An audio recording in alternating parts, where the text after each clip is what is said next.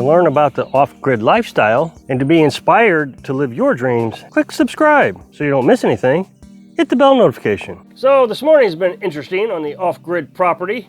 Woke up this morning at 4:30 and we were at 0 degrees. Of course, now tomorrow I wake up and it's supposed to be, I think, -4 or -8. I don't know. Different apps say different things.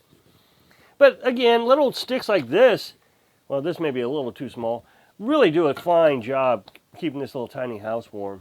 We've got it insulated so well. A log like this would nearly burn you out. So right now it's about 84 degrees in here with that little log. I've got the vent pushed all the way in. It's really nice in this tiny house. I mean, I just can't explain it. I would say that this is the most comfortable I've ever been in my entire life in the wintertime, especially on a severely cold day. I've had wood heat before, I've had gas heat, I've had electric heat, and I'm just extremely comfortable. Of course, you know, when you're paying utility bills, you really try to tone down the thermostat. Well, here, I'm cold, throw another log on. Well, we don't have to throw a log on. You know, we have to open the vent if we want to get a little warmer. The big thing I had to do this morning was I had to shut Carolyn's window. She keeps it open. She likes that breeze in her face. And so I thought, 66 degrees, no, I'm shutting it. Unfortunately, my water tank, I have a water tank, 275-gallon water tank out there. The water tank did not freeze. The water is just fine, but the plumbing did. The pipe that comes out of the water tank into the RV pump and into the house has froze. So we don't have the ability to run our water heater right here. That's an on-demand water heater. It's a Mari or Mary. You can look those up. It's really nice. I like the Mary on-demand water heater. It's propane. Well, my biggest concern was we were running the pump about every 40 seconds. You know, we had the water dripping, and every 40 seconds the pump would kick on, circulating more water through it.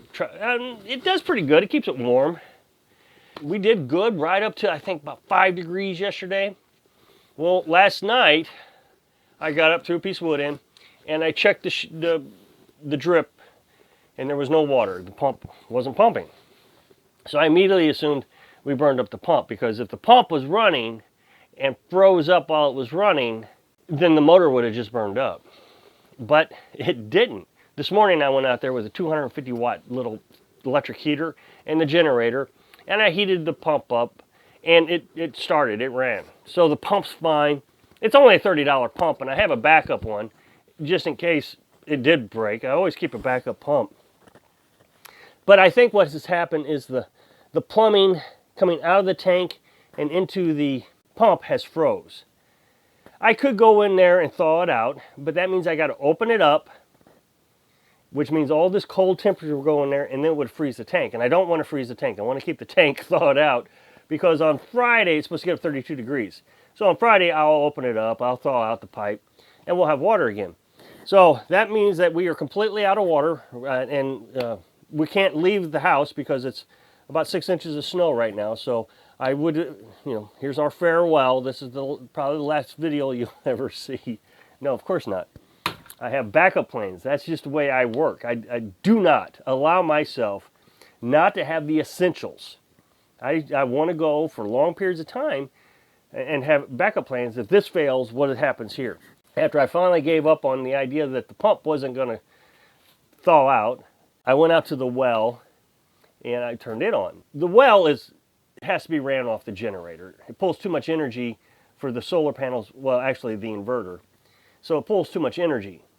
One of these days I might get a bigger inverter, but even at that, as cloudy as it's been and as much snow is covering the solar panels, I probably would have to run the generator anyways, because we're not making enough electric to actually run the well. You know, I've thought about running a DC well pump, and there's endless ideas out there. But right now I'm pretty happy with the generators. Kick it on for a few minutes and you got water. So I went out there and I turned it on. Of course it doesn't freeze. And the way I keep it from freezing is I have a black pipe. It goes 100 feet down into the well hole, and a deep well submersible pump hangs off that black pipe. And so the pump is in the water and it pushes water out through the black pipe. And then I have another 100 feet of black pipe that runs all the way down the hill. Of course, I can move that pipe anywhere I want to go with it. About 16 inches down into the well, I drilled a real small hole. And so when you turn the well on, it sprays water out, just terribly bad. But the thing is water will drain back down through that hole, and 16 inches down, it doesn't freeze. So the pipe is empty. It has no water in it to freeze. Of course, the other end is running all the way down the hill here, so the pipe is completely empty of water. So I can just turn it on, and I filled up these buckets this morning. So I got 20 gallons of water. Of course, we don't have a water heater, but that's okay. We can heat the water up on the stove if we just want to shave or something, or if we want to take a bath. I mean, we could, take a sponge bath in the shower. We can warm up the water on our propane stove. So, I mean, we got tons of options. Of course, I got to carry the generator around, and it's cold outside. Boy, don't go outside for very long. My face, I bet I wasn't out more than 5 minutes, and I could feel the onset of frostbite. I really thought I was heading that way. So, of course, when you're messing with water, don't get wet. First thing I did was splash my face. I tell you, though, the wind is so cold, it just takes your breath away. And you can't breathe. You come in the house like you just did a marathon. It's terrible. I know there's going to be all these naysayers out here. Here's what you should have done. Here's what you should have done. I don't think there's anything with these temperatures that would have kept that RV pump from freezing. This is just cold, and we're still not at the bottom of the barrel yet. I've been trying to figure out what I can do to resolve the problem, and Carolyn said, you know what, just forget it. We got water, we're fine. The whole thing about this is I want to make sure Carolyn feels like she has a comfortable home all the time, where she doesn't have to be inconvenienced. If she wants to go take a shower, she takes a shower. Well, I got to thinking about this. These kind of temperatures, I just don't know if it's possible. I mean, maybe if you had a really nice modern home, maybe. But I lived in a 100-year-old home, and it would freeze up every year, and I just kept running more heat tape and more heat tape and more insulation and more heat tape. And finally, I think after 10 years, I finally got it to keep from freezing. Carolyn lived in a trailer. It froze every year. And we're talking about temperatures like in the 20s. We're not talking temperatures in, the sub-zero temperatures. I think we performed fantastically. I'm just really impressed with how well this system worked. Now, of course, we can actually do more, I think. Carolyn and I have been discussing this morning what we can do to get more heat in there. I think our biggest problem is the fan that we're using just isn't pumping enough air into that little box. Get some more insulated piping and put it down into the tank. Right now we have piping, but it's not really insulated. I threw insulation on it, but I don't have insulated pipe, tubing, flexible tubing. Again, I think normal wintertime temperatures, we've done fine. We got down to 9 degrees, no problem. Got down to 5 degrees, no problem. I will say that the 4th largest city in the state of Missouri doesn't have water, and that's a very rich neighborhood. It's Columbia, Missouri, and it's a college town. And sure enough, I just said this in a video a while back, their pipes broke. It happens all the time. Now, think about this. A very rich town with a college in it has pipes that are vulnerable to sub-zero temperatures. Now, think if you live in an older town or a town that doesn't have a lot of revenue coming into it. Those pipes bust up almost immediately. So, for the naysayers that are going to tell me this is what you should have done, I knew you couldn't do it, you're a loser, all the things I hear every day, I think we're well ahead of some of our, tax-paying dollars, hard at work here. How much do you pay in taxes every year? And 4th largest city in the state of Missouri, college town, lots of revenue coming into the town. It's a rich town. Frozen pipes. Now, the other thing is my neighbor, he's a real funny guy. He's had problems before. I don't know, I think it was the first snowstorm we had here since we've been here. Neighbor came over and said, I don't have any coffee. I don't have any electric. The well's out, So he wanted to know if I could get him some coffee.